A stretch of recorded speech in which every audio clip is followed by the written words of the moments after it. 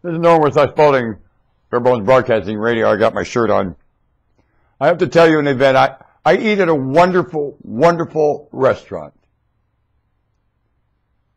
It's called Hometown Buffet.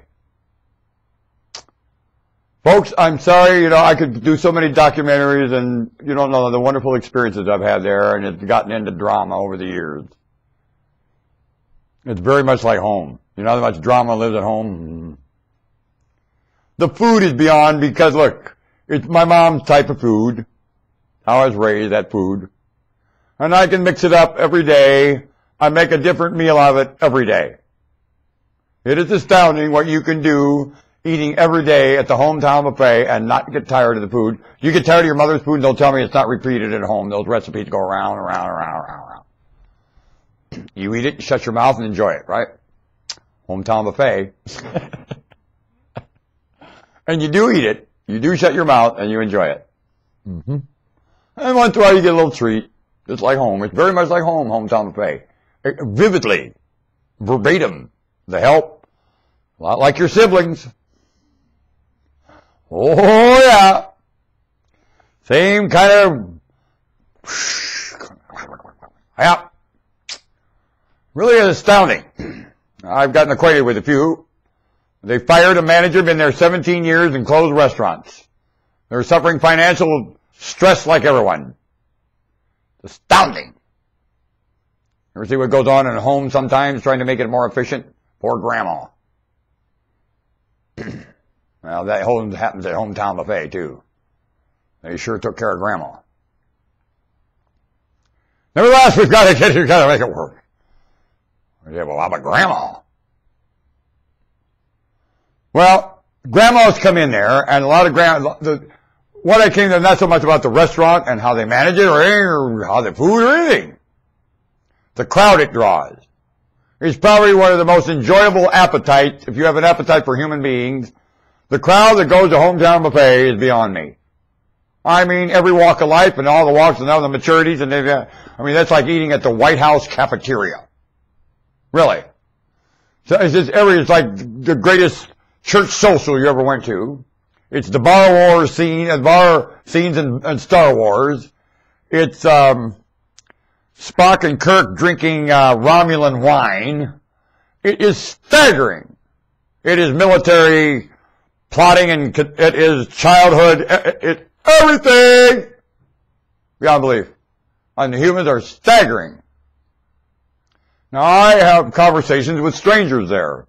Just walk right up to a table, and especially if they make eye contact with me, I got them. If I get eye contact, I'll just kind of kneel down and have a conversation with them. And I've had some most wonderful, priceless conversations I've ever had. It's just it's beyond my belief. And sometimes I walk out there pretty happy, pretty excited to live. Sometimes I walk out sad. Sometimes I walk out glad. But it's always something for me. Every time. And I had a conversation yesterday at the salad bar with this man. He was somewhere out of the Middle East. Heavy-set man. Wonderful man. And I broke down to him and talked about the hypocrisy of things, and he kept saying, I told you. And every time I paint a picture and make it vivid, he'd go, I told you.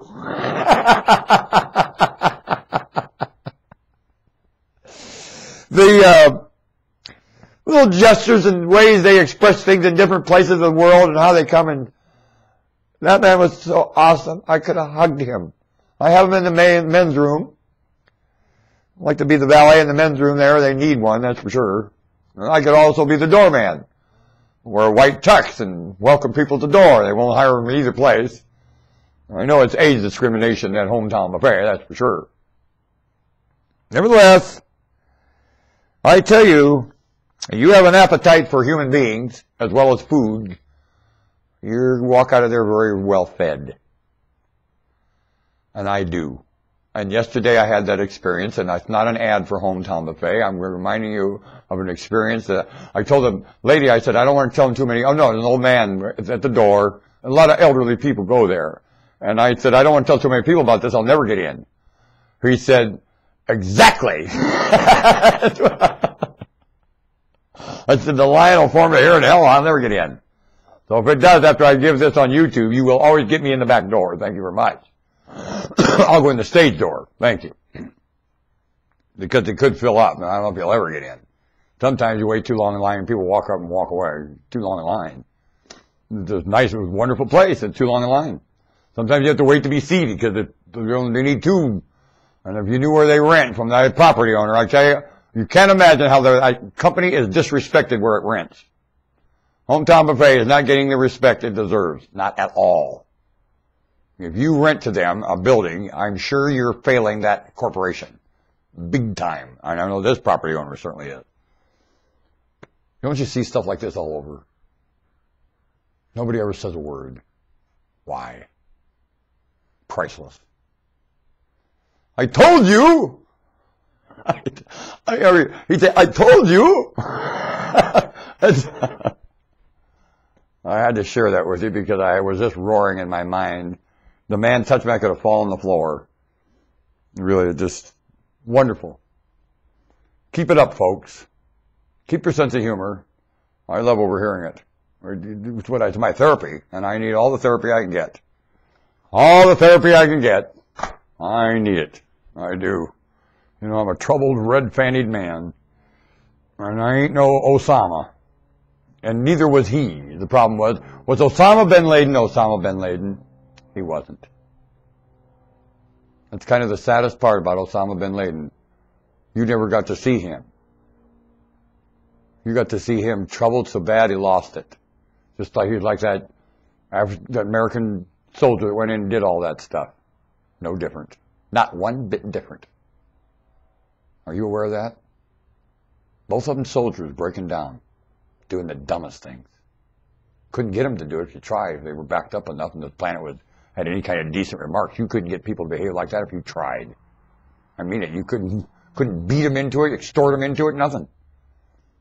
That's a fact, and that's who's coming up with this behavior. People you couldn't get to do it. You follow their life and all their whole life. You couldn't get people to carry on this way right now. Especially the individuals doing it. Nope. Nope. They're way out of character. Everybody having violence and carrying on right now is way out of character. That's the problem. Humanity's way out of character. Now get it! Have a confession. This is not this planet, not this creature. Want to bet? You're way above it. I know better. So do you. I've had too many conversations with you. Got to have everybody stop and say that anyway. We know better. Just stop and say it. And go on and keep fighting. One, you're going to stop and say that. In front of these children, you're going to say that. Then you keep fighting. And I'd wait about 3 generations. They pull your ass out in the street and start making you walk around in public saying, yeah, I know better the rest of your life. How'd you like that? 3 generations away. The rest of your life, you'll be yelling, I know better, I know better, I know better, all the rest of your life. Or I'll tell you, they'll bend you over, put a suppository up, but you'll say it whether you like it or not.